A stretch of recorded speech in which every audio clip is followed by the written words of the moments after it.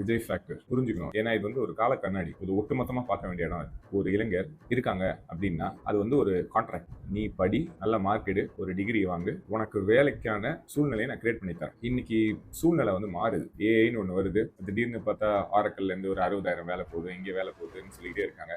என்ன மாதிரி வேலையெல்லாம் வரப்போகுதுன்னு தெரியல. படிப்பு எப்படியெல்லாம் மாறப்போகுதுன்னு தெரியல. நம்ம படிச்சதெல்லாம் வேல்யூவானு தெரியல. அப்படி இருக்கும்போது கான்ட்ராக்ட் கொஞ்சம் கொஞ்சமா உடையும். ஒரு ஷேக் இருக்குல்ல, ரியாலிட்டி வந்து ஒரு ஃபிக்ஷன் மாதிரி தெரியும்.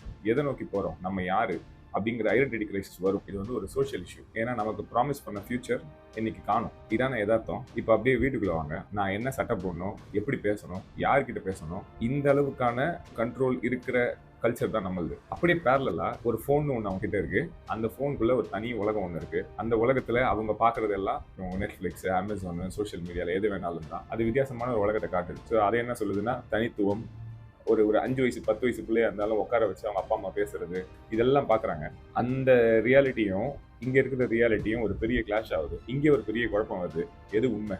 வீட்டுல கண்ட்ரோல், ஸ்கூல்ல கண்ட்ரோல், காலேஜ்ல கண்ட்ரோல். அங்க அது மூணுமே இல்லை. நமக்கு சுதந்திரமே கிடையாதா? தனிச்சு முடிவெடுக்க முடியாதா? நான் என்ன படிக்கணும், நான் என்ன வேலைக்கு போகணும்? அப்ப அவங்களுக்கே ஒரு சந்தேகம் வரும். நம்மளால வந்து ஒரு விஷயத்தை டிசைட் பண்ண முடியுமா? நமக்கு அந்த கெப்பாசிட்டி இருக்கா? இந்த நேரத்துல தான் விஜய் ஃபேக்டர்னு ஒன்று வருது. விஜய் ஏற்கனவே எல்லாருக்கும் பிடிக்கும். அப்ப அவர் என்ன சொல்றாரு? நீங்க எனக்கு ஓட்டு போடுங்க, நம்ம இந்த ஊரை ஆளுவோம். இது என்ன செய்யும்? இப்படி ஒரு பவர்ஃபுல்லான ஒரு ஸ்டேட்மெண்ட் வந்துச்சுன்னா உங்களுக்கு ஒரு ஹோப், ஒரு பர்பஸ், ஒரு இலக்கு, ஒரு எதிரி எல்லாம் கிடைப்பாங்கல்ல. எம்ஜிஆர், ஜெயலலிதா, கருணாநிதி எல்லாரும் சினிமாவை வந்து ஒரு முக்கியமான கருவியா பயன்படுத்தும். உங்க டீச்சர்ஸ், பேரண்ட்ஸ், ப்ரொஃபசர்ஸ் எல்லாருக்கும் தெரியாதது உங்களுக்கும் தெரியும். உங்களோட ஓட்டு நாளைக்கு வந்து தமிழ்நாட்டோட தலையெழுத்தே மாற்றும்னு சொல்லும்போது இது கேட்கறதுக்கு ரொம்ப பலமாக தான் இருக்கும். இதுதான் அவங்க வாழ்க்கையில முதல் முறையா நம்மளை கட்டுப்படுத்துறவங்க அத்தனை பேரையும் மீறி இந்த நாட்டோட தலையெழுத்தையே மாற்றலாம் அப்படிங்கிற பவர் நமக்கு இருக்கு அப்படின்னு அவங்க நம்புவாங்க. அந்த நம்பிக்கையில தப்பு இல்லை.